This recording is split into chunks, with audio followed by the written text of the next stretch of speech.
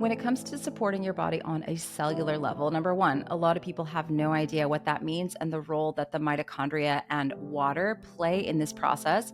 But they also assume it's a process of supporting yourself with different IVs, glutathione, things like this. Today, I'm sitting down with Dr. Mike Belkowski to really talk about how your body operates on a cellular level at the level of the mitochondria and simple ways that you can support yourself in this process. A lot of things that people actually miss. Now, make sure you head down to the show notes to get Dr. Mike's information. He is a really wonderful wealth of knowledge when it comes to red light therapy. This is part one of a part two series that we did. It was unexpectedly cut into two parts due to Hurricane Helene taking my internet offline for about 24 hours. So the conversation does end a little bit abruptly, and there will be part two available for you to watch next week, where we dive a little bit more into protocols around red light therapy. This conversation is more about the mitochondria, how to support yourself at the cellular level, and just breaking these terms down, making them simple and easy for everyone to understand. So I hope you enjoy it. Again, make sure you head down to the show notes to get Dr. Mike's information. He has a wealth of knowledge on this topic and has his own podcast, and I really enjoy listening to his information. Thank you and enjoy the show. Cortisol is a big buzzword these days, and I have made several videos to talk about this topic, but here's the thing. Cortisol is supposed to be nice and high in the morning and then drop gradually throughout the day. And so when people talk about high cortisol being the root cause of weight gain, insomnia, and hormone imbalance, there is a bit of truth to that. But if you don't actually test your cortisol to see what it's doing throughout the day, you don't really know what's going on. And if you take an adaptogen to lower cortisol and it's not actually high, you could have unpleasant results. That's why I am partnering with SiPhox Health to give you an at-home cortisol test that you take throughout the day so you can see what's it doing in the morning, what's it doing midday, and what's it doing again in the evening when it's supposed to be nice and low so that you can get good sleep and have optimal metabolism. If you go to SiPhoxHealth.com/Sarah, you can save 20% on your at-home cortisol test. They also have an at-home blood test where you can test over 17 different biomarkers. Again, you'll go to SiPhox, SiPhox health.com/Sarah to save 20% off. When it comes to your cortisol, when it comes to your hormones, test and don't guess. If you've been listening to the show for a while, you might know that I'm not a huge fan of taking handfuls of supplements. But Shilajit is something that I see in a different category, and it's something I've been playing around with for the last couple of years. Now, if you've never heard of Shilajit before, it is a tar-like substance that is found in high altitudes and is heavily regarded in traditional Ayurvedic medicine for several things. When you get Shilajit, you have to be careful where you source it from because you want it to be third-party tested for things like mold and heavy metals. That is why I am a huge fan of Black Lotus Shilajit and their products. They're a small family company and stand behind everything they do and third-party test everything. I've personally been taking their 200 milligram Shilajit tablets and absolutely feel a big difference in my energy, cognitive function, mood, and even my sleep. Check out Black Lotus Shilajit and use code Sarah K to save 15% off everything on their website. Hello, everybody. Welcome back. I am very excited to have a return guest, Dr. Mike Belkowski. We'll put the prior episode we did all about red light therapy in the show notes for you, but we're going to talk about red light therapy protocols. Maybe we can go into some of the benefits again if someone might be new to red light therapy and why they would even want to do it in the first place, and just try to simplify it as much as possible, because I think we can definitely get in the weeds on these topics, but you've got some really great methodology around simplifying things for people, right? Well, that's the goal, but I'm pretty good at getting into the weeds myself, so you're gonna have to pull me out. We'll see what we can. I know we'll see what we can do here. Well, let's talk a little bit about you for anybody who is not familiar with you and your work, and what it is that you do first.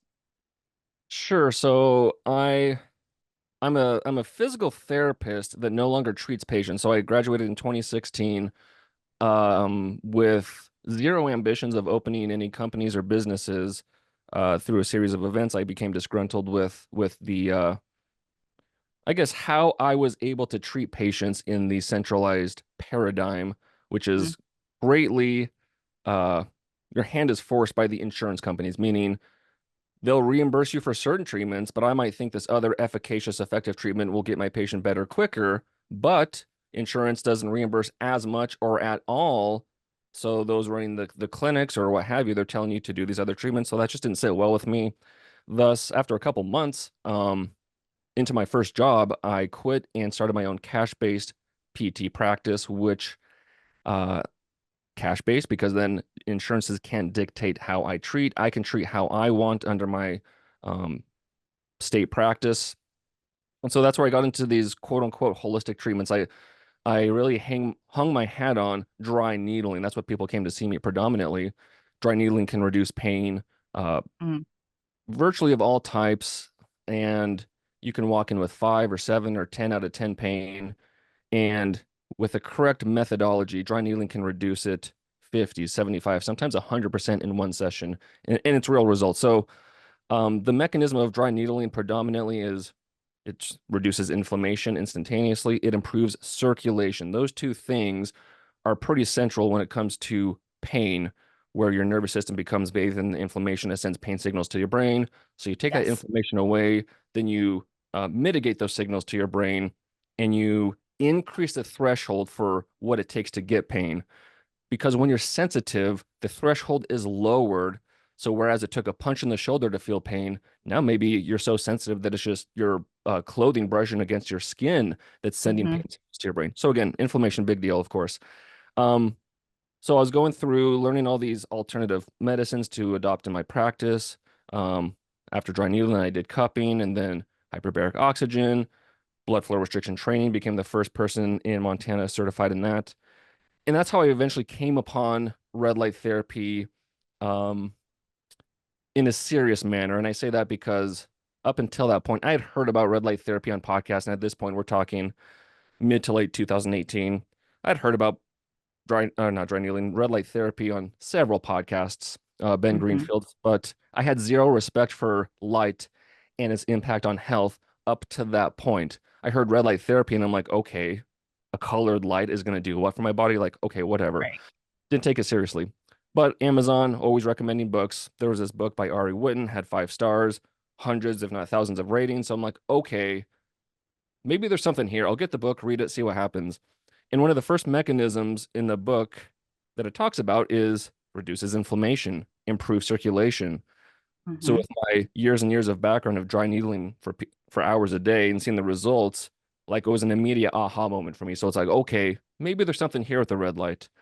And then the cherry on top was improving mitochondrial function, and that's a whole rabbit hole. But that's really been my central thesis the last 5+ years. Is the more I've dug into red light therapy and its impacts on mitochondria, now it's opened this endless rabbit holes into how mitochondrial health impacts our overall wellness, longevity, health span, what have you.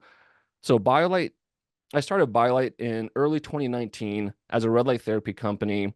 In the last year plus, it's also morphed into other mitochondrial boosting tactics or modalities such as methylene blue, carbon 60, and the newest one, I don't know if you're familiar with this, I'm sure you are, Sarah, but the impact of taurine on Mm. mitochondrial function. There's a whole textbook on it. Like, again, Amazon wouldn't have found it without it. I got the blur on right Hmm. now, but it's called Taurine in the Mitochondrion, and it's a whole textbook on taurine, which is just an amino acid, Hmm. but the impact it has on mitochondrial health. And I'm preaching to the choir here with your audience. But at the end of the day, the more energy we can produce per cell, and the caveat to that is biological water, which I know Hmm. you and Carrie Bennett are huge on, and I Yep. had some appreciation for, but I went to a hydrate summit with Tracy Dews in April, where I was Hmm. surrounded by the top minds in water in the world for a whole weekend. I ended up presenting on red light therapy as well, but people like Dr. Gerald Pollack were there, Hmm. Robert Slovak, Tyler LeBaron. So I got to hear all of these different aspects of water and its impact on health. So I walked in with an appreciation for water, but I left with like a reverence for water and its impact on health. I still don't know quite enough to speak on it eloquently, but I have a greater appreciation for it. So anyway, And that's one of the great mechanisms of red light therapy. yes, I don't know Yeah. how much of it is borne out in research yet, but I talked to Gerald Pollack after my after I presented because I was trying to like I was one of the last I was the last speaker of the weekend. So going into that conference, I was like, okay, I'm just going to listen to what everyone has and kind of like tie it together, piece it together for mitochondrial function, water, and like kind of just like bring a full like a different perspective, but a holistic perspective. So Gerald Hmm. Pollack really liked what I had to say, and we just went back and forth a little bit. And I told him, based on what we're learning this weekend and what you already know and what we're learning about the mitochondria and stuff, is it possible from a water standpoint or from a hydration standpoint, because that was the conference, can we improve our body's hydration just by focusing on optimized mitochondrial function without ingesting water per se? So can we do Hmm. light? Can we do grounding? Can we do these adjuvants like methylene blue or C60 that helps improve mitochondrial function, thus, of course, ATP function, but perhaps this biological water production, that's Hmm. probably the most important part of the mitochondrial functioning. Um, Very undersold or under-recognized at this point, but can we hydrate Yeah. our body sans water? So it's an interesting theory. Yeah, it's I love it. I mean, once you kind of start getting into that work, the talk about food, it's just like, okay, yeah, like it's important. Don't eat processed foods, don't eat stuff full of deuterium to like slow down. But why? Because you're going to mess up the water production and the mitochondria. Like it all ties back in.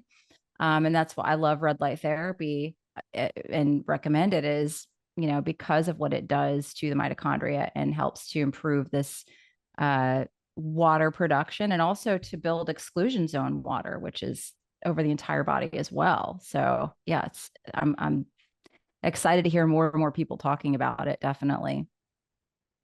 Yeah, and it was interesting. Some of the foods that Dr. Mm. Pollack reported on that help that best help build your internal easy water. I think the first number one was ghee, Hmm. but turmeric was high up there, of course. Yep. Green leafy plants or things that have Tea. structured water like Yeah. celery and whatnot. But it was Hmm. interesting. Ghee was number one. So, of course, I think doesn't a ketogenic diet promote Hmm. easy More. production? Yeah. Yeah, More water production. Yeah. Yeah. well, I guess it makes sense if it's somewhat tied to mitochondrial function. But regardless, Hmm. yeah, I feel like I've learned so much, but I've like at the very, very tip of the iceberg still. Hmm. Yeah. I mean, when it comes to water, I think everybody is. It's just one of these things that like we literally know this much about, but more and more like brilliant people I speak with, they are like, I'm starting to think that the mitochondria ATP is not the primary function that we all need to be focusing on. It's more this production of water at step 4 and then building exclusion zone water through the body. And that's definitely a common theme that keeps coming up with different guests. But just to go back to what you do with red light therapy and all of your research, there are how many studies on red light therapy? There's over 10,000 studies now. And I know that's been a big part of what you're doing is looking at this work, correct? Yeah, it was like 10,000 peer-reviewed articles like when I got into red light therapy seriously. So I don't even know what it would be now in Mm. 5 or 6 years later. Um, so I literally have a lot of terms in PubMed that I have saved. So I'm getting emails from PubMed every day. One of them is simply photobiomodulation. Another one is mitochondria. And then I have subtopics within um, photobiomodulation. So I'll do like photobiomodulation. Um, Gosh, what's an example? Well, like really any diagnosis, maybe neurodegeneration or photobiomodulation, inflammation, photobiomodulation, thyroid, photo. So like I just have a cacophony of different terms. So daily I'm getting articles about red light therapy. But even if you just do PubMed and mitochondria, I'm getting like 30 to 60, sometimes like 90 articles a day. Like Wow. that's how much research is coming out on the mitochondria. It's amazing. Some of it's like loosely tied to the mitochondria or like so sciencey, I'm not even going to bother. But just that volume on a daily basis is incredible. Photobiomodulation's right there. Methylene blue, much less, and then C60, even Hmm. lesser. but still the information or the research that is out there is quite profound as far as improving mitochondrial health. Um, which I'm not sure how fervent you are on it being a central role for Oh, health span. absolutely. Yeah, Absolutely. like I think it's central. Honestly, I really do. yeah, I feel It's like everything. I'm getting myopic, which I'm kind of not worried about, but I'm so myopic on the mitochondria. But it seems like even the people I'm interviewing and they're talking about their niche or their expertise, Mhm. it's like there's always like some indirect or even a direct correlation between what they're talking about and like the mitochondria is somehow in there. Like it plays a Mhm. role. It's Um, always in there. It's always in yeah, there. And I think it plays a bigger role than people understand. It's like what's happening here. And that's why I love things like red light therapy and hydrogen. I've had Dr. Tyler on, and we utilize a lot of hydrogen therapy here at the house. And it's done tremendous things for everybody at this point.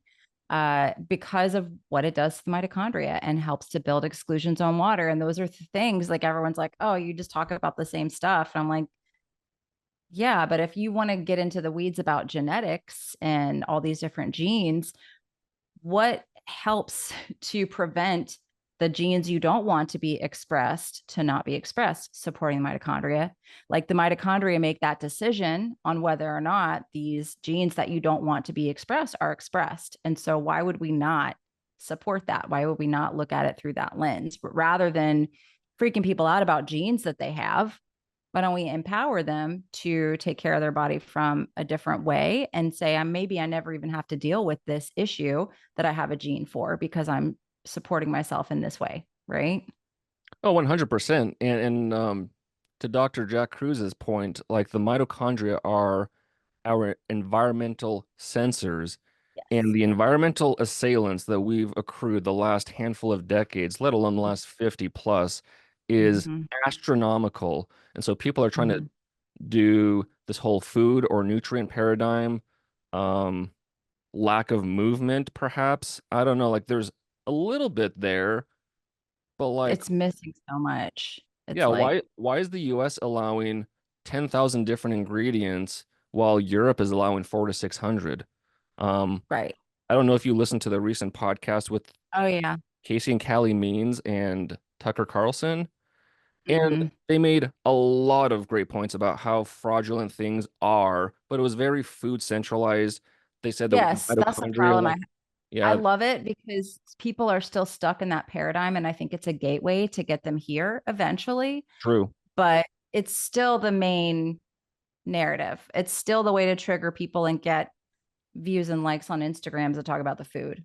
And it's like once you understand this information, you're like, yeah, the food, yeah, don't eat, don't eat the food. It's poison, y'all. Like, don't do it. Okay.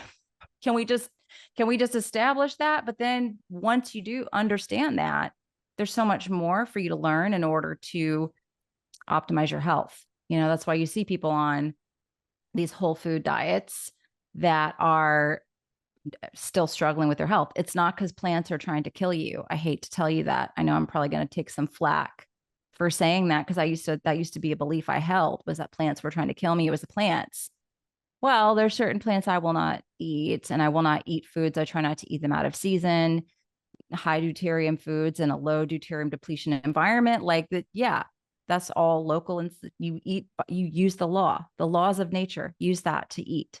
It's very simple, doesn't have to be complicated. Uh, and you do that. And then there's this other world here of using light, supporting your exclusion zone water, supporting mitochondria that you have to get there if you want the full picture of health. So yeah, I heard it and I'm like, I appreciate all this. And my husband's like, now he's buying in, he's texting me. He's like, the Fruit Loops that we were raised on are not the same Fruit Loops that they're eating now. I'm like, yeah, correct.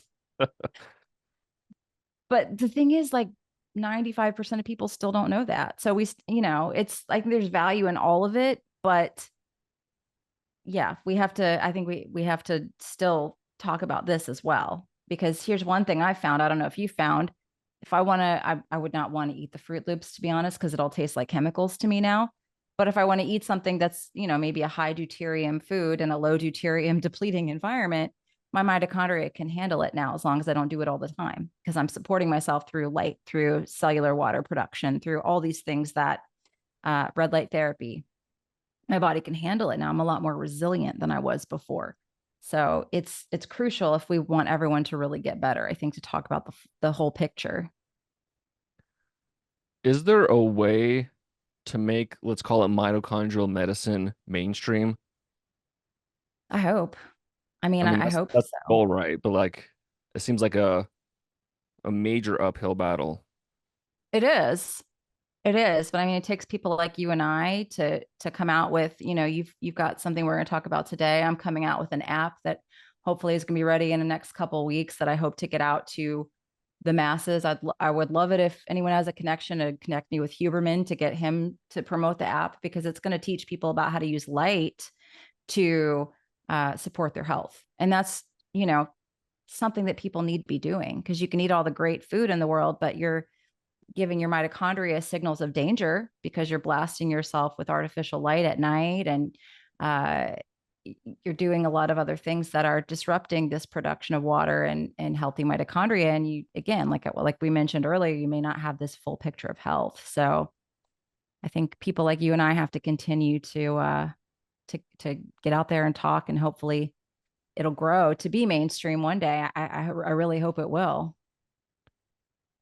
A lot of these mitochondrial boosting tactics would not be necessary or weren't necessary 50, 70, 100 years ago. Like this man-made or this modern world and all this Mm-hmm. technology, which obviously has pros and cons, has created Mm-hmm. um, obviously a lot of these issues from environmental pollutants to, of course, non-native EMFs and beyond. Yeah.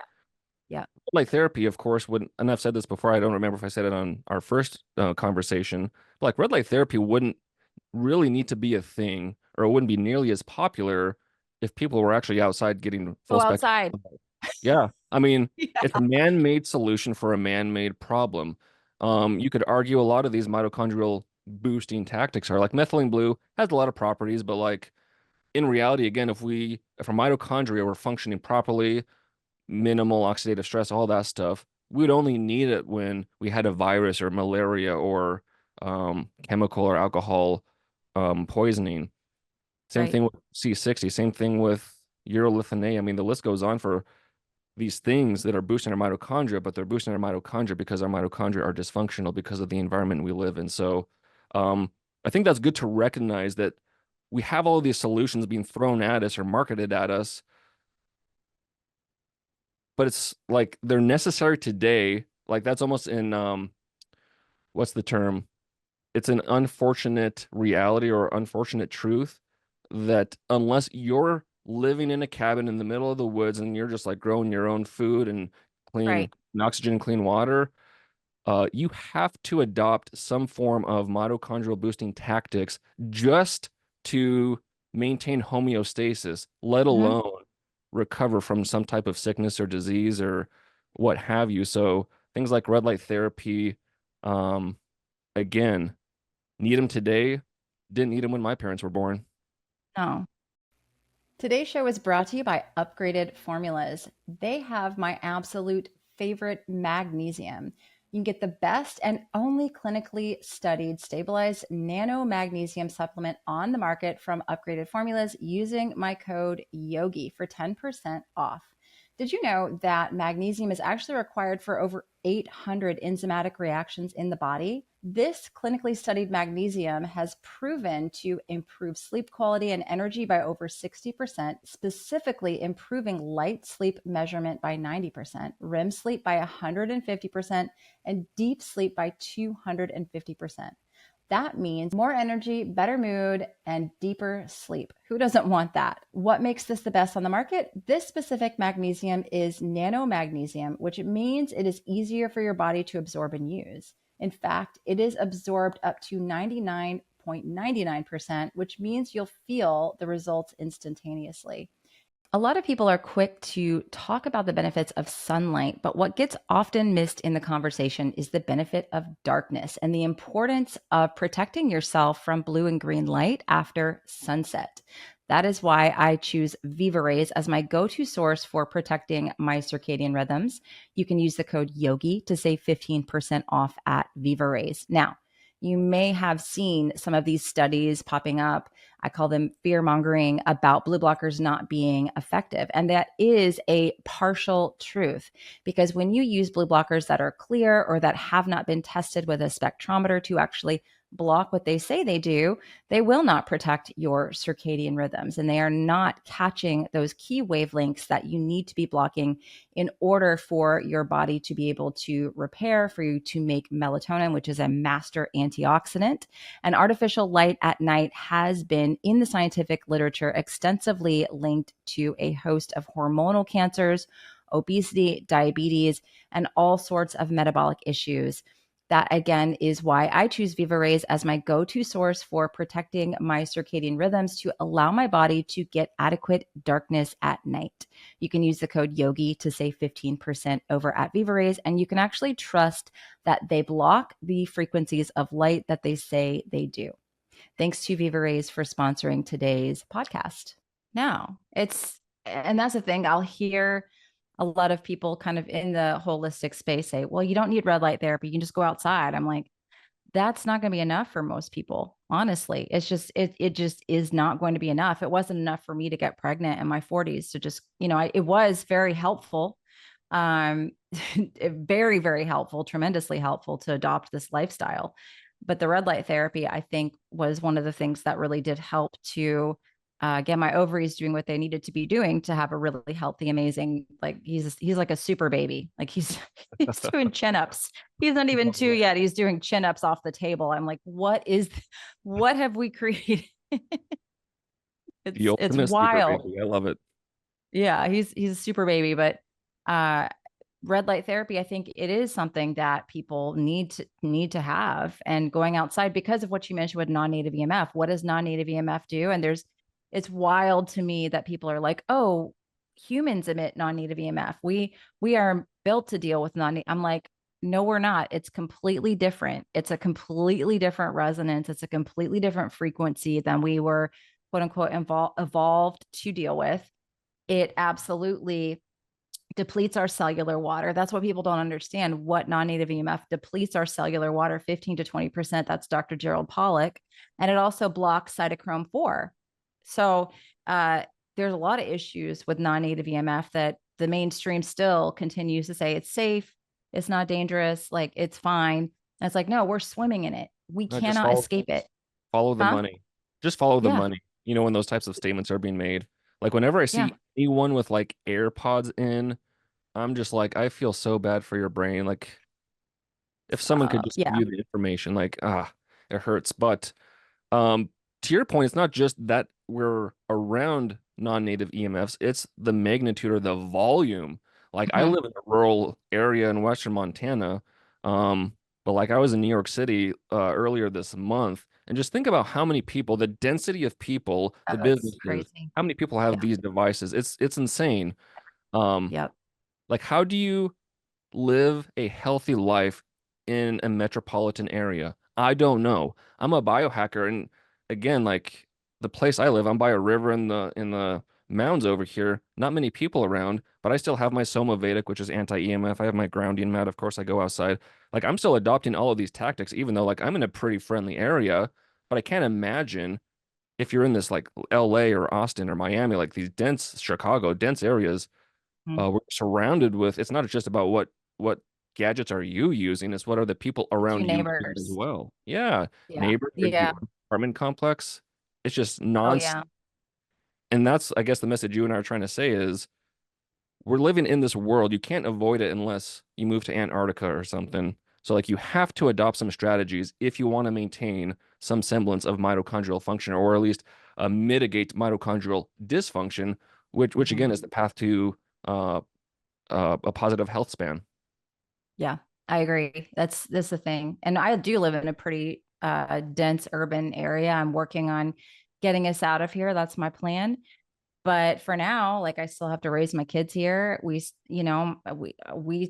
can't just get up, pick up and move. And I think that's the case for most people. And so my message is always like, okay, so you're in a place where we've got power lines and cars going by and there's satellites and just you just can't. I open up my phone and it's like Wi-Fi, like a list of Wi-Fi, like it's everywhere, and then leaf blowers and all kinds of just Yep. garbage noise all the time. But I've found a way to be at 45 healthier than I was at 25 and look better and feel better and sleep better and all the things. And so I do believe it's possible, but we do need to educate on the importance of circadian rhythms, light grounding, red light therapy, understanding proper ways to hydrate yourself, all these things. And then I do use some methylene blue every now and then, especially if I'm feeling just like, just not feeling great, I'll take some methylene blue. I give my daughter C60 probably 5 days a week, because she's struggled with mitochondrial function, obviously. And yeah, we utilize those things because we do live in an area that's not desirable. We live in a modern world, even though I control the food that we eat. And it's the best quality I can find. We still, have to support our bodies in this way. So If people want to yeah. read a scary book or scary, like it'll scare you into like really adopting some EMF mitigating strategies, go read The Invisible Rainbow. Mhm. Yeah, I got it Such on my a bookshelf well, already.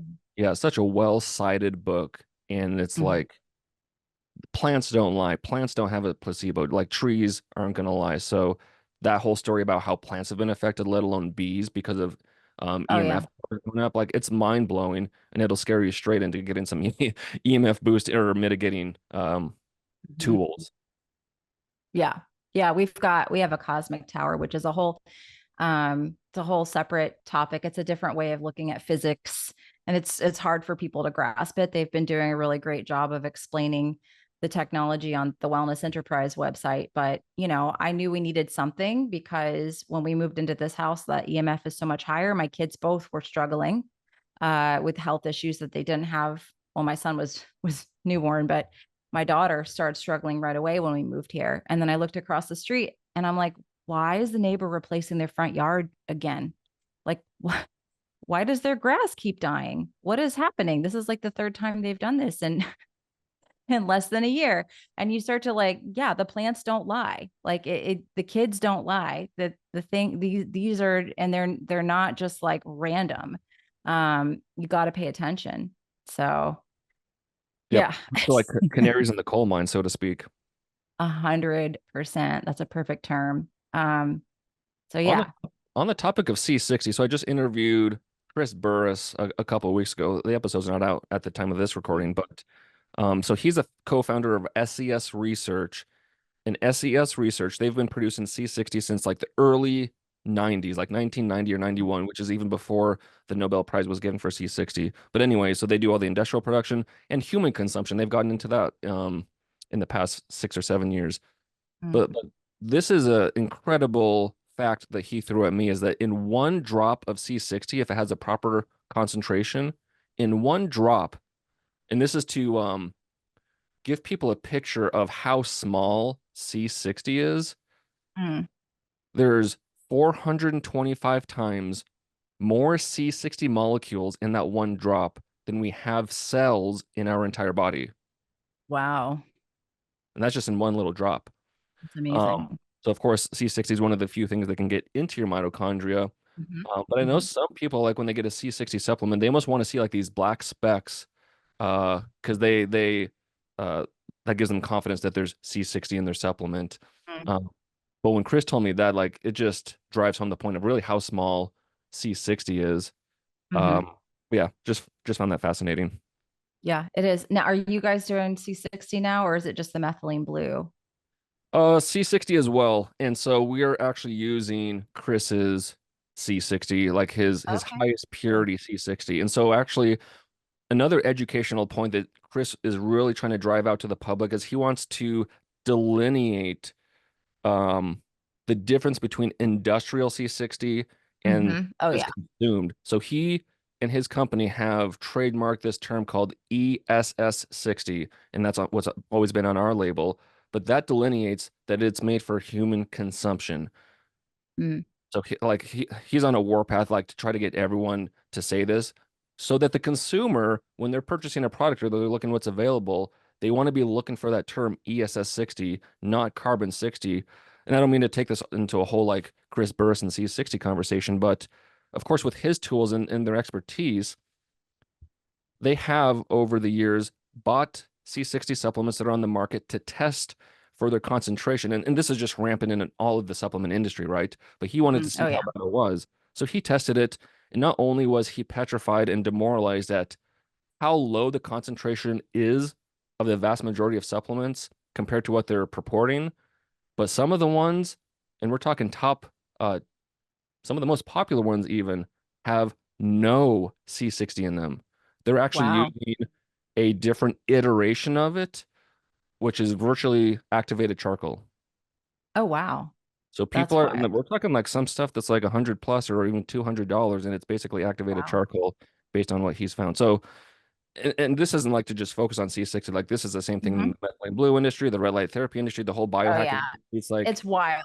It's a wild yeah, west. It's that, completely the wild west right now, which is why I like to bring on people like you.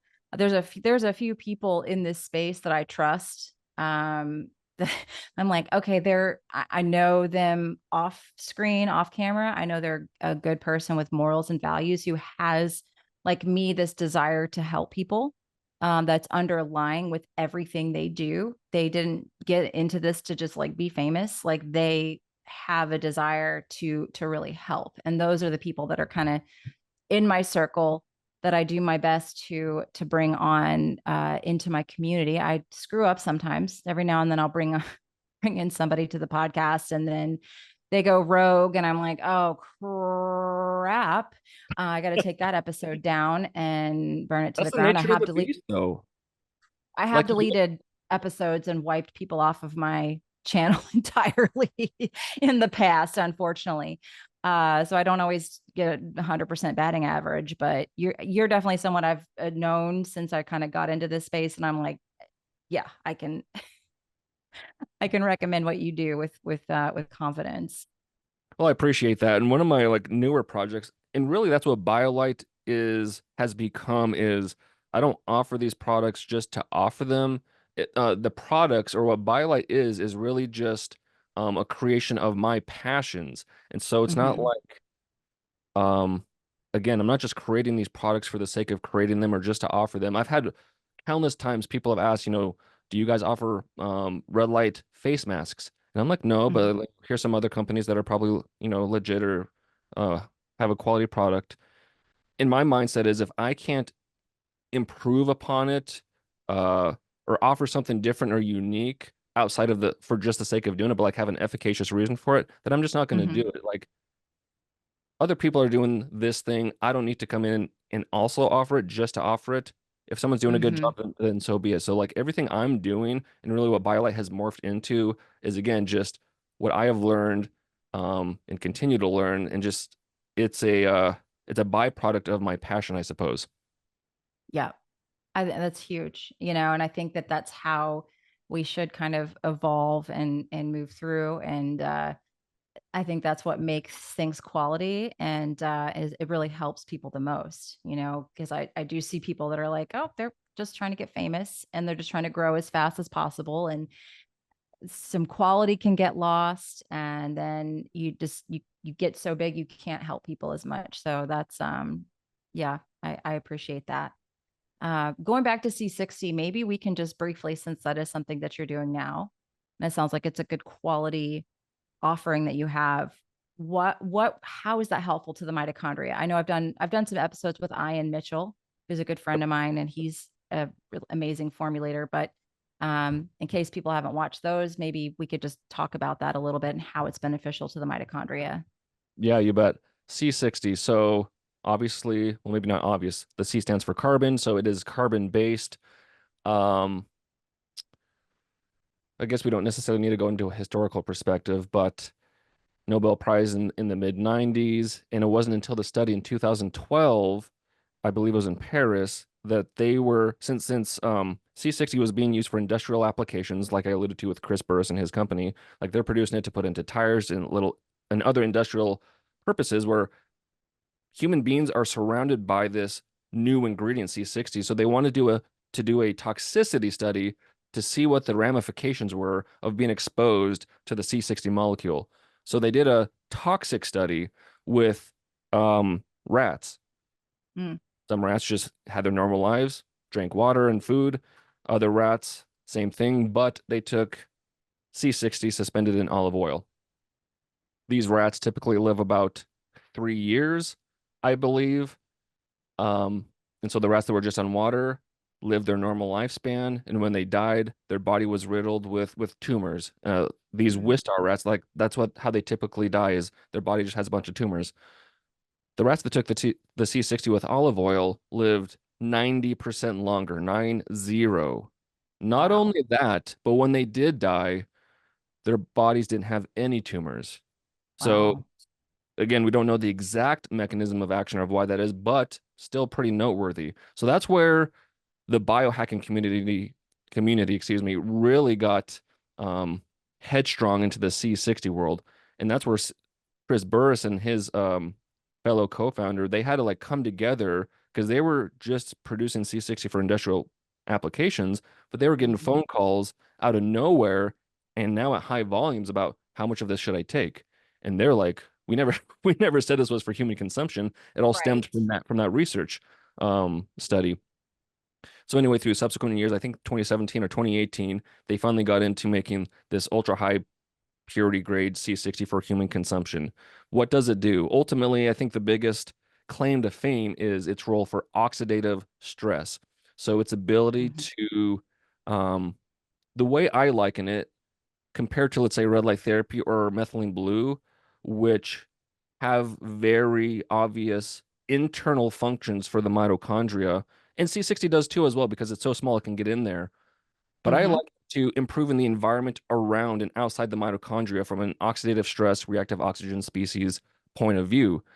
So, of course, as your mitochondria become dysfunctional, you're going to have more electron leakage. You're going to have more reactive oxygen species leaking out, which, especially in the presence of inflammation, is going to lead to oxidative stress. Oxidative stress is virtually the root of all disease.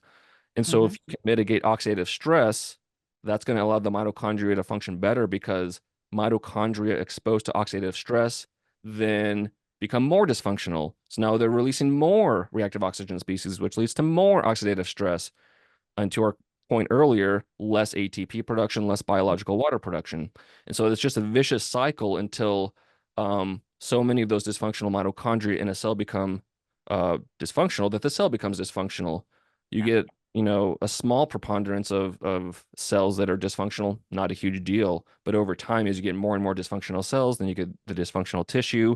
Maybe you get a diagnosis at that point, but maybe not until you get too many dysfunctional tissues that turn into a dysfunctional organ, and now you have Mhm. this brain disease or Mhm. kidney disease, so on and so Yeah. forth. So root level oxidative stress. And that's what Mhm. C60 does. And so essentially what it does is when the reactive oxygen species become excessive, Chris Burst uses this analogy of like a paddy wagon where um, I think they're able to hold each molecule can hold six free radicals, or is it six electrons? I think it might be up to 32 free radicals per C60, meaning when there's not enough glutathione or melatonin, which are the endogenous antioxidants that would typically be taking care of these reactive oxygen species or free radicals. But again, when Mhm. it becomes excessive, your glutathione and melatonin are tapped out. That's where we start to see these um, oxidative stress results. So again, Mhm. C60 acts as a paddy wagon and will take these um, free radicals that are just wreaking havoc internally, attach them to itself until melatonin and glutathione can come around and then take those free radicals that are attached to the C60 and dispose of them as they naturally would. So instead of allowing the free radical production to continue to go increase and increase and increase because the glutathione and melatonin can't keep up, C60 acts kind of as this buffering system. In fact, it's called the buffering oxidative stress system, a BOSS. Um, and so that's the analogy that Chris Burris has used. And so again, There's probably some more internal mechanisms that I think will be teased out with future research with C60, but right now that's a predominant theory of how it helps improve mitochondrial function, is staving off this excessive free radical production, which then leads to oxidative stress and so forth. And the cool thing is that it takes care of, let's call it, the harmful reactive and nitrative oxygen species, leaving the quote unquote beneficial ones to thrive and do what they do, because not all free radicals are bad. A lot of them are signaling molecules. So, from a redox perspective, we don't want to abolish all free radicals, but C60 has itself attached to, or attaches specifically to, the negative ones. And on top of that, as an antioxidant, so it's a very powerful antioxidant. That's what an antioxidant is it's removing these oxidative stresses, is that so not only is it a free radical sequester, but it can do it regeneratively, meaning whereas other antioxidants like vitamin C, vitamin E, whenever it donates electrons, it can degrade every time it donates electrons, whereas carbon 60, it can donate an electron, receive an electron, donate an electron, and it can do this, I think, thousands of times without degrading, meaning C60 is a very stable and powerful antioxidant. Thank you so much for listening to the Evolving Wellness Podcast. Just a quick little reminder, this is not medical advice nor meant to be taken as a substitute for working one-on-one with a healthcare practitioner. And if you enjoy the show, please head on over to Apple or Spotify to leave the show up to a 5-star review. If you're over on YouTube, please leave us a like, leave us a comment. I really appreciate you for being here, for listening to the show, and your support means the world to me as I continue to try to pull guests from around the world to bring you informative content to empower you to make decisions about your own health. Thank you so much for being here, and I look forward to seeing you again next week.